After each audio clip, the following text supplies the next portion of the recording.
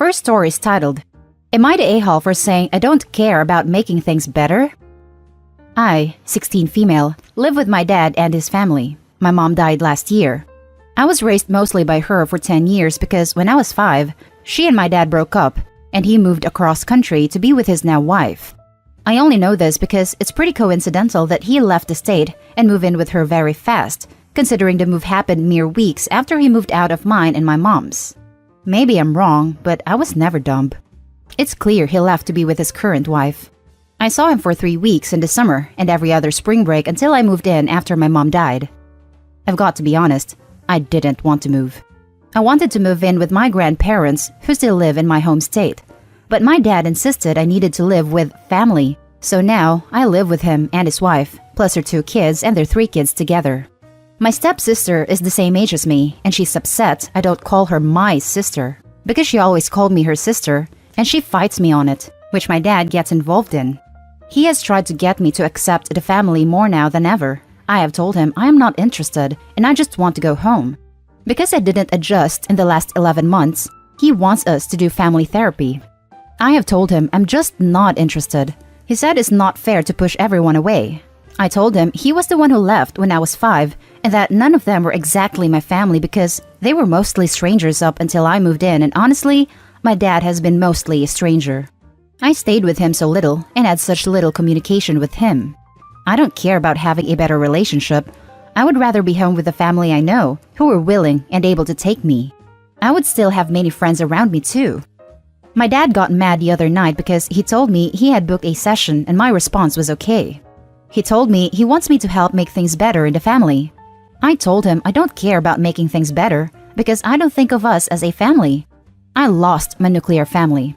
I know we're supposed to be grateful for who we have and all that crap, but they have never felt like my family. Not even my dad. I barely remember when he lived with us. Barely remember seeing him more than once or twice a year, and I don't need or want him. Am I the a-hole? My mom never said a bad word about my dad. She never discouraged the relationship. But after a point, I did grow tired of going out to see strangers. I had no real relationship with my dad. And to put it into perspective, I asked him to move back home, closer to me basically, when I was maybe 8, and he told me he couldn't leave his family. So no, I don't care about having a relationship with him. I want out. I am willing to do whatever to get out. But we will never be a family. More added info and a kinda update. It's late, so I'm not replying to everyone. Plus, there is a lot of you, and I do appreciate that. Like a lot. I asked my dad about individual therapy like many of you suggested, and he said no. He said it would not help if he and the others weren't involved, so there's that. I also never went along with living here, but I was given no choice. My grandparents tried, and I know they spoke to the woman/social worker who told me I needed to live with him because he is my father and my parent, blah blah blah. I made it very clear I did not want to live with him, but that held no weight with the decision. Now for the top comments. No a-holes here. You're just a kid who's been dealt a crap hand. I don't blame you for being angry and not wanting to put in the work to make this family function. I don't blame your dad for wanting to make it work either. He may have made some really big mistakes, but it sounds very much like he loves you. Go to therapy, if only because you're a teenage girl and that crap is hard enough on its own. I know, I used to be one. I would ask for individual therapy for a bit before family therapy becomes a thing though.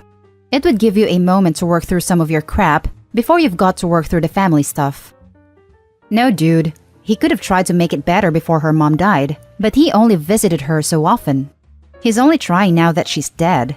I doubt his reasons for doing so are as noble as you make them out to be. Family therapy still might be a good call, though.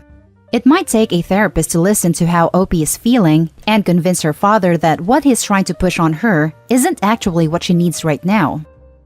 Not the a-hole. I'm so sad for you that you weren't allowed to move in with your grandparents. I mean, your mom died, and then your dad made you move across the country to stay with people you only know from spending a few weeks with them every year. Far from friends and other family that lived closer to where you lived with your mom. Maybe use the therapy session to talk about how upset you are because you were forced to move away from your remaining family and had to change schools, and everybody in your father's family appeared to think you should have adjusted by now. I feel the same. I know and love my grandparents. They are people I have spent time with all the time since I was a baby. I grew up seeing them every single week, except for weeks I was with my dad. And now I'm with a man I haven't really known since I was 5, who has a whole bunch of family I don't really know, and they expect me to love them and want them in my life when I would gladly never see them again and be with my real family. Maybe I was thinking I would just sit there quietly and let everyone else talk, but that might get the point across more. Thank you. I'm so sorry you have to deal with this at all. You have been catapulted to a whole new world that you feel like you don't belong. It basically is. The thing is, maybe if I had seen them more before, I would feel some sort of attachment, but I could never see them again and it wouldn't hurt and I wouldn't miss them, not even my dad. It was a chore the last 2 years when my mom was alive to visit him. Not the a-hole. Your dad and his family need to realize that real life is not the Brady Bunch. Maybe therapy will help him see that what he's doing isn't really helping you. It's understandable that you don't think of these strangers as an immediate happy family. Maybe, if he's open to letting you go back to your grandparents, you agree to travel more often to see him and spend time with him. Otherwise, he risks you cutting him off completely the minute you turn 18, and that would be sad. He obviously loves you if he's willing to go to therapy to fix this. I would agree to that, to get home, to get back to my family. I just want to go home. If he keeps me here, once I do more home, he can forget about ever seeing me again. I know that sounds childish and immature, but I don't feel enough closeness that I would want to keep a relationship after everything he has done, regardless of him loving me. I do think he loves me. It's just he hasn't given me so many reasons to love him. Now for the second story. Am I the a-hole for telling my biological parents that I don't care for them and never will after my adoptive parents passed away? I'm a teenage boy in senior year of high school. My bio mom and dad gave me away as a toddler when they were extremely poor to make the raising of my sisters, their 3 daughters, easier. Great form from the people who should love you like no other, right? I lived with my lovely adoptive parents, an elderly couple, from ages 6 to 16, until they died weeks apart from each other. After my adoptive mom and dad both passed away, I had to go back to the same kids' shelter for a few months. The shelter had already been in contact with my bio parents about potentially taking me back, but there were conditions. We had to simulate living together for a few weeks.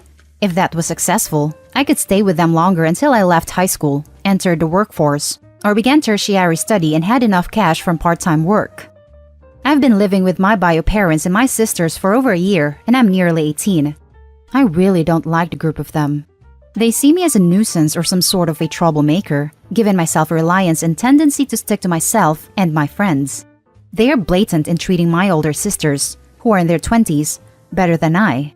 My mom and dad give them a monthly allowance, on top of the welfare allowance they already get for their studies, drive them to and from college, pay more attention to them, and just treats them better than me, their 4th child.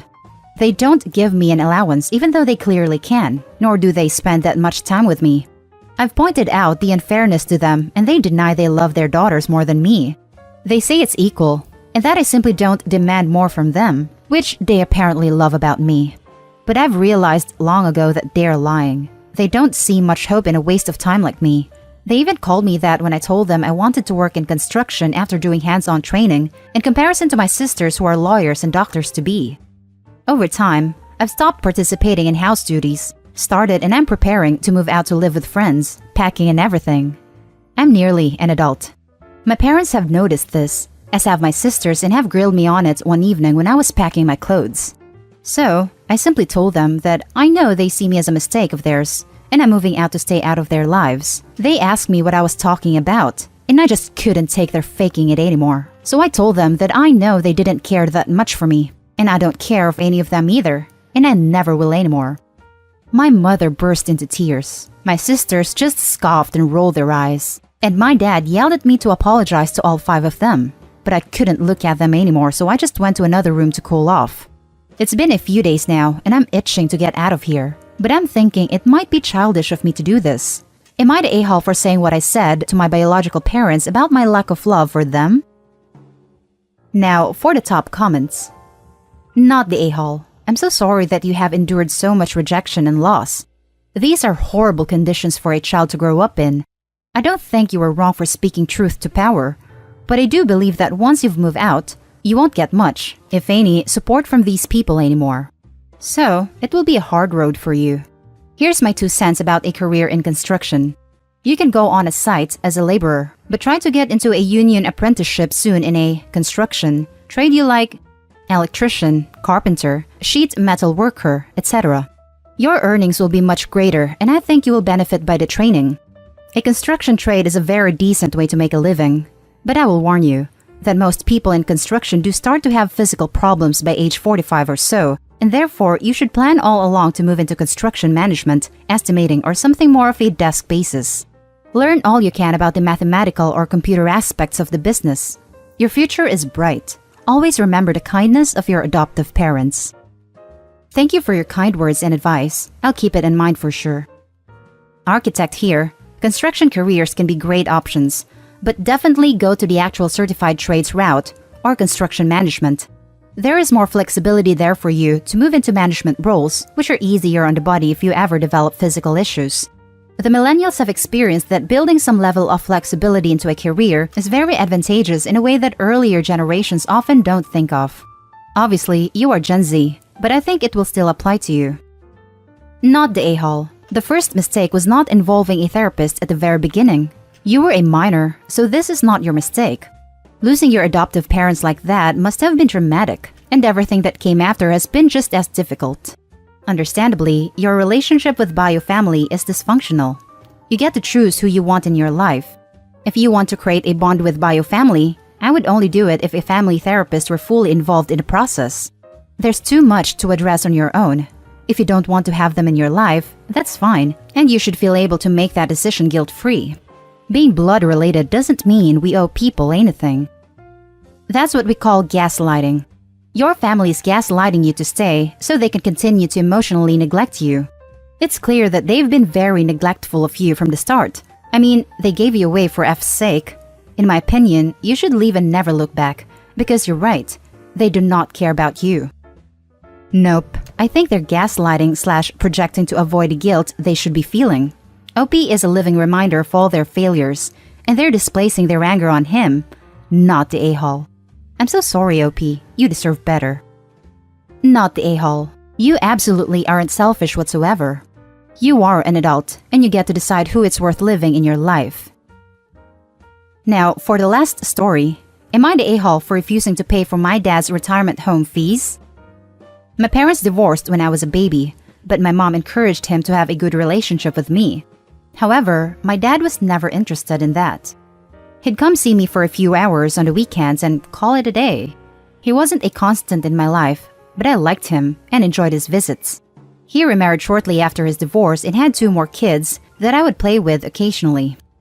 As I was growing up, he and I had arguments about how he'd treat my siblings and how he treated me.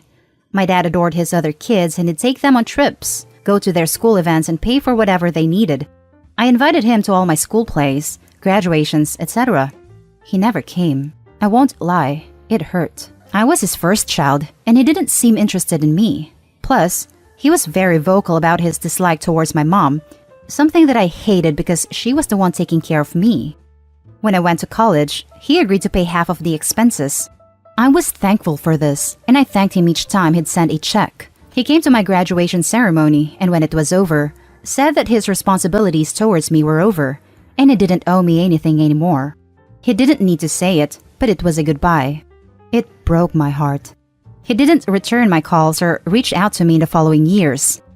Yesterday, I received a call from my brother telling me that my dad's health had deteriorated and the best option for him would be a retirement home. His second wife divorced him too.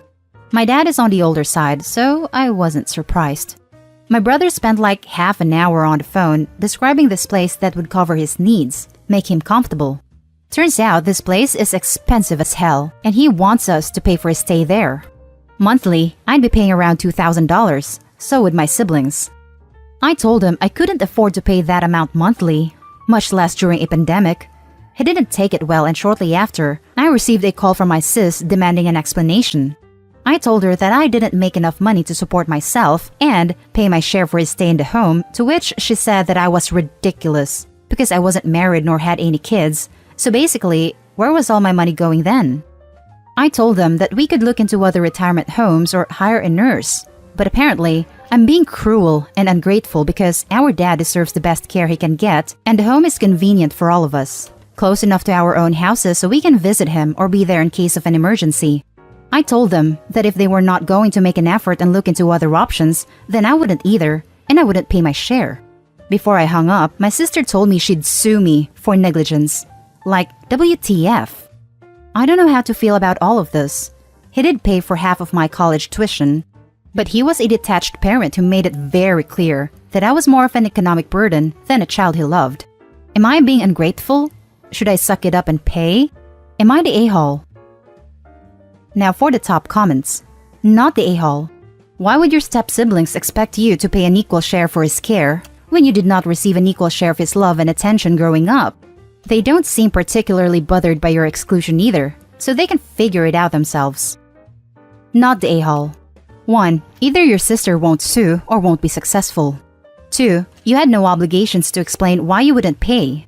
Remember that the next time that you are speaking with siblings. The less that you say, the better. 3. Your dad made a concrete decision to end his financial support of you. Time for you to return the favor. Again, you need not explain your reasoning on this point to anyone at any time. And 4. Siblings picked the home, which means that they picked the price. The price is their responsibility. If you pay any amount, expect aggressive communications as to why you aren't paying more. No good can come of it, and it will likely lead a lot of grief for you. Thank you. I'm worried about the lawsuit. Is it possible for her to actually sue me? Is there any leg ground to it? I can't see what she'd sue you for. You've done nothing illegal in saying you won't pay your share, unless there's some legal agreement you haven't mentioned. Don't waste your money on a lawyer unless you receive papers. Do not give your siblings or the retirement home a single solitary cent. Did your father own a house, a car, have social security or some kind of retirement, 401k, IRA? Who has power of attorney? Who makes medical decisions? Who controls your father's money? Your half-siblings chose a place that cost way more than $6,000 a month, since I assume your father himself is also using his retirement income to pay. I'm so sorry to be so suspicious and cynical, but I'd like to see a copy of your father's will and know who he's named as executor. I'd also like to know if he's named one of your half-siblings as the payable on death on his bank accounts. I'd also like to see an accounting of where his money is presently being spent. I don't think this is merely about keeping dad safe and comfortable. I think it's about your half-siblings maximizing their inheritance by trying to guilt you into covering your father's expenses. You owe nobody anything. Not the a-hole. Don't give them a cent. I never thought of all that. My dad isn't rich by any extent. So I'm guessing that if he is paying something, it's the bare minimum. I'm pretty sure I'm not included in his will, and I have no idea who's responsible for his money. Probably my sister. She's his second child. Now that I think about it, he did get hit economically when he divorced his second wife, and maybe that's why they're reaching out to me for money. And that's the end of this video, folks. As always, leave a comment and hit like and subscribe. And if you want more of this content, turn your notification on to get updated on the latest videos. And I'll catch you in the next one. Stay safe.